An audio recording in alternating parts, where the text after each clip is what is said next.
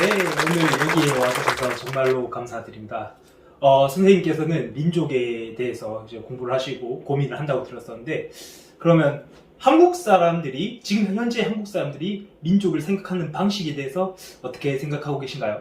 아, 네. 보통 한국 사람들에게 이 민족이란 무엇이냐라고 물어봤을 때, 이제 종족이랑 약 혈족 그런 의미로서 이제 사용을 하곤 합니다. 그래서 뭐 영상 컨텐츠라든지 뭐 이런 대중강의라든지 뭐 이런 걸 민족에 관해서 설명한 걸 보면은 보통 이제 남방계니 북방계니 뭐 몽골로이드니 뭐 알타이어계니 뭐 이런 식으로 하면서 설명을 한단 말이죠.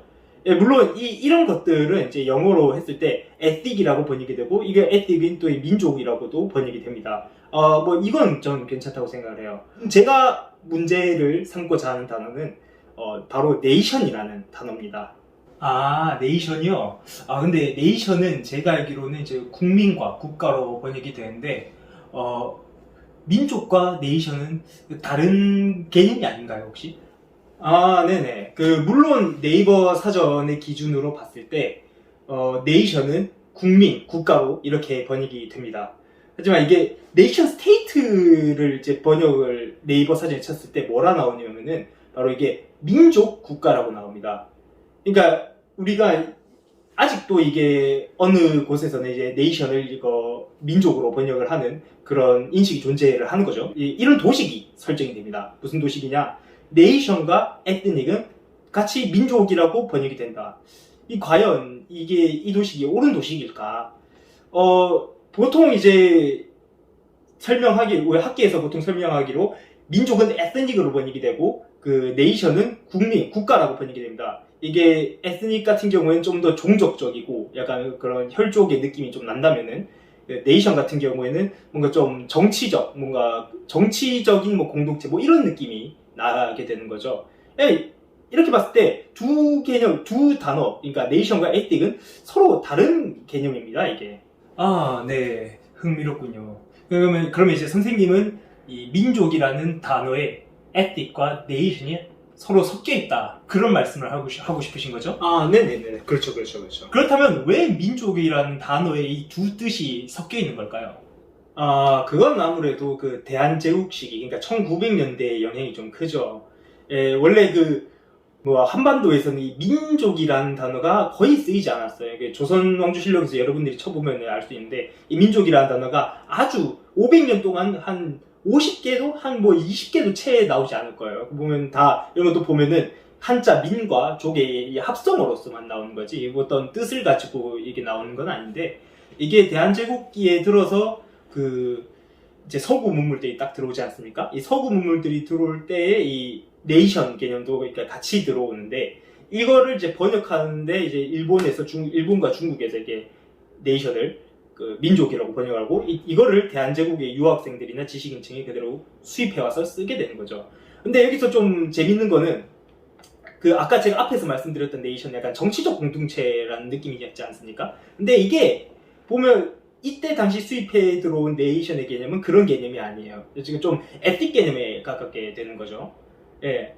그때 보면은 이 블룬출리라는 사람이 있어요, 독일에 있는데, 이 사람이 독일어 나치온을 이걸 얘기할 때 이걸 에트닉이랑 거의 똑같은 식으로 얘기를 한단 말이에요. 그러니까 사실 네이션인 줄 알고 수입해온 게 이 나치온인 거고, 이 나치온이 에트닉의 개념을 가지고 있었던 거죠. 근데 이거를 또 민족이라고 번역을 하는 거죠. 그러면서 약간 살짝 조금 혼동이 오기 시작을 하는 겁니다, 이게. 아, 네, 선생님. 지금 아까부터 계속해서 네이션에 관련을 해서 말씀드리고 있는데, 제가 갑자기 그런 생각이 들거든요. 과연 이 민족이라는 단어를 에틱이나 네이션 이런 개념으로 계속해서 설명하는 게 꼭 맞는 걸까요? 뭐 우리만의 개념이 있을 수도 있지 않습니까? 근데 어떤 분들도 이게 그렇게 말씀을 하십니다. 굳이 우리의 이렇게 민족이라는 개념을 에트닉과 네이션의 개념으로 이렇게 적용을 해서 볼 필요가 없지 않느냐. 근데 왜 굳이 이렇게 네이션과 에트닉 개념을 적용하냐, 뭐 이런 말씀 하시는 분들이 있는데, 저는 개인적으로 어쩔 수 없이 네이션과 에트닉의 개념을 쓸 수밖에 없다고 생각을 해요, 지금. 왜냐면은 애초에 이 민족이라는 개념 자체가 제가 앞서 말씀드렸다시피 이게 수입해 들어온 개념이잖아요. 그 외에 다른 개념들이 이 조선이나 대한제국에 있었냐라고 하면 그것도 좀 아니거든요. 사실 이전에는 이제 대한제국의 조선의 지식인들이나 이런 지배층들은 그 중화질서라는 그런 개념 안에서 그 자신들과 타자를 계속 구분해 왔죠. 그래서 조선 왕조의 지배를 받고 이렇게 교화를 받는 이런 백성들과 나는 하나의 동포로서 하나의 적자로서 이제 개념이 박혀 있는데, 그 나머지 오랑캐라든가 아니면은 뭐 그런 거 있죠. 중화제국의 뭐 식민 뭐 이렇게 받아들이는 거죠. 이런 개념이 그 청일전쟁 이후에 그리고 서구 문물이 들어오면서 조금씩 무너지기 시작하고, 이런 그 구체제적인 질서를 극복을 하고자 그런 서구 문물이라든지 이런 문명화 이런 걸 계속 받아들이고 있는 거지 않습니까? 근데 그러면서 이런 에트닉과 이제 네이션 개념이 이렇게 들어오는 거죠. 그리고 그걸 받아들여서 우리는 서구 문물이나 이런 문명화를 계속해서 진행하기 위해서 민족이라는 단어를 계속 써왔던 거고요. 그래서 그런 측면으로 봤을 때 아직까지는 우리가 민족이라는 얘기를 할 때 네이션이나 에트닉의 개념에서 벗어나서 말하기는 좀 어려울 것 같다라고 생각을 합니다. 알겠습니다. 선생님께서는 그 민족이라는 단어의 사용에 관해서 되게 심각하게 생각을 하고 계시는군요. 정확히 말해서는 이 민족 국가에 대한 개념정의인 거죠. 거기에 관심이 많은 거죠. 그 민족 국가를 어떻게 번역을 할 거냐? 뭐 네이션 스테이트 아니면 뭐 에트닉 스테이트 아니면 에트닉 네이션 뭐 이런 식으로 번역을 해야 될까요? 사회자 양반께서는 좀 어떻게 생각을 하시는지 좀 궁금하네요. 그건 확실히 좀 뭔가 고민이 되긴 하네요. 그 민족 국가라는 단어가 언제부터 사용이 된 거죠?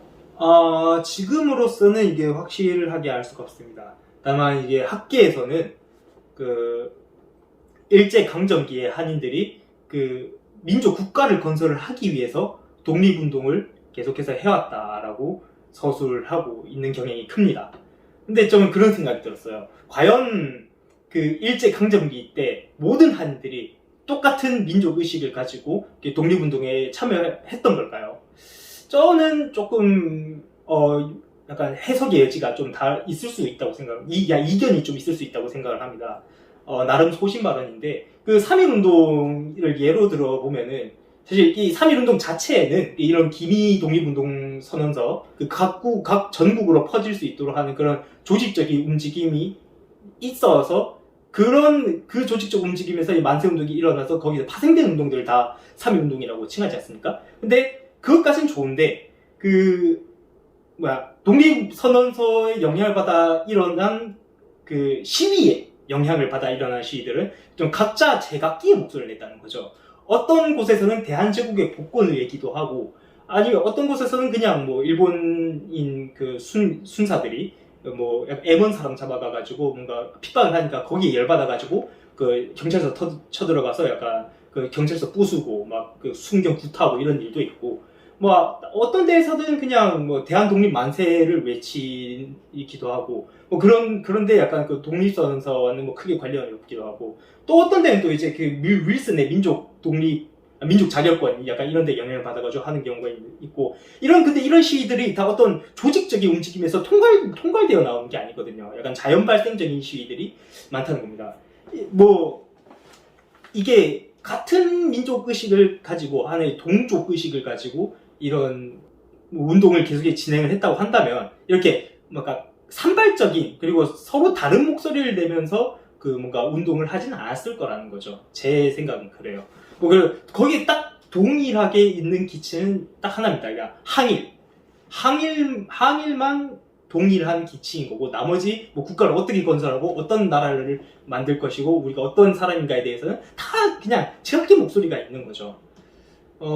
과연 이거를 동족의식을 서로 이제 한인들이 공유하고 있었냐, 조금 이거는 생각해 볼 만한 여지가 있다 저는 생각을 합니다.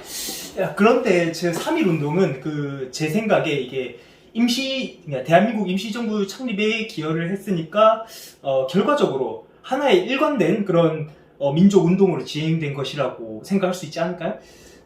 대한민국 임시정부, 이거 대한국민회의라든지 국민대표회의죠. 뭐 이런 것들이 다 실패로 돌아가고 나머지 한 1923년 이후로부터는 다들 뭐 각자 또 따로따로 놀지 않습니까? 뭐 공산주의자들은 공산주의자대로 놀고 또 어떤 뭐 민족주의자들은 또 자기들끼리 이제 의견 갈리고 뭔가 서로 출신이 다르다고 해가지고 또 갈라져 버리고 그래서 임시정부의 규모 자체가 확 줄어버리잖아요.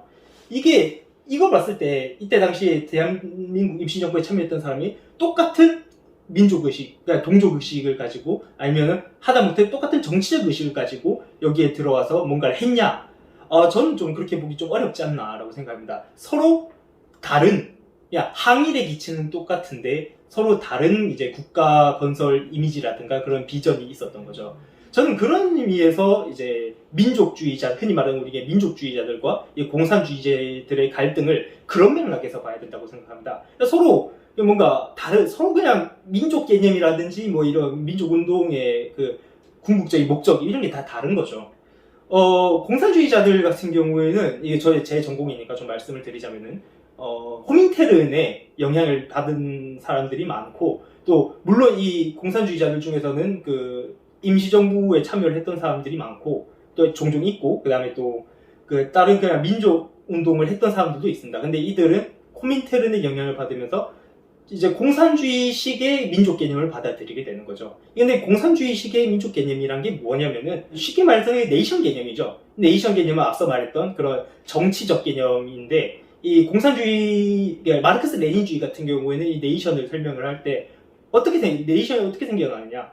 그 중세 봉건제가 이제 몰락을 하고 근대 자본주의 사회가 점차 그 득세할 때 네이션이 생긴다고 얘기를 해요. 그러니까 경제적인 그런 구조가 바뀌면서 생산력이 높아지고 생산 양식이 이제 변화하면서 이런 그 부르주아들에게 좀 맞는 부르주아지들이 약간 뭔가 정치적 활동을 하면서 어떤 명분을 내세우고 그런 정치적인 집단을 이제 결집할 때 구성하는 이런 공동체가 바로 네이션이라고 하는 거죠. 말이 조금 좀 더듬었는데 뭐 이걸 봤을 때 그 기존의 그 식민지 조선에 있었던 그 민족운동의 개념이라든지 민족 개념이랑 좀 다른 거죠. 이 민족주의자들에게 있어가지고 민족은 조금 영속적인 종족 문화적 개념이 있어요. 근데 아까 공산주의자들 입장에서는 그거는 이제 말이 안 되는 거죠. 사회 경제적인 구조가 변하면서 부르주아주의들이 뭔가 자신들의 이득을 챙기고 뭔가 국가를 건설하는 움직임을 위해서 정치적인 공동체로서 이걸 만든 거지, 이건 영속적인 게 아니다. 이런 식으로 이제 개념을 이해를 하는 거죠. 그런 상황에서 이게 서로 같은 민족주의를 공유할 수 있는가? 저는 이건 좀 그렇게 보기엔 좀 어렵지 않나. 저는 그렇게 생각을 합니다. 아주 흥미로운 이야기네요. 그러니까 이게 1920년대 사람들에게 이 민족이라는 단어는 이제 약간 종족적인 개념일 수도 있고 약간 정치 경제적인 개념일 수도 있다. 뭐 이런 말씀이신 거죠? 네네네. 이게 거듭해서 정리해서 말씀드리자면은 공산주의자들에게 민족은 정치 경제적인 개념이고 또 이게 조금 좀 가변적인 성격이 있는 그런 개념인데 민족주의자들한테는 이게 영속적이고 또 그 종족 문화적인 개념이었던 거죠. 그런 식으로 좀 이해를 하면 되겠습니다. 지금까지 그럼 이을 선생님 이야기를 잘 들어봤습니다. 선생님 감사합니다. 여기까지 이야기를 들어봤을 때 여러분들의 생각은 좀 어떠십니까? 사실 이 문제는 현재 학계에서도 이런 논의가 계속해서 진행 중인 것 같습니다. 그래서 앞으로 학계에서 이런 논의가 더욱더 활발하게 이루어지고 앞으로 이 과거와 현재의 민족 개념이 어떤 식으로 이제 변화가 되는지 이런 규명할 수 있는 그런 장이 계속해서 열리길 바라겠습니다. 네, 그렇다면 지금부터 광고 보고 오시죠. 네, 고생하셨습니다. 네, 고생하셨습니다.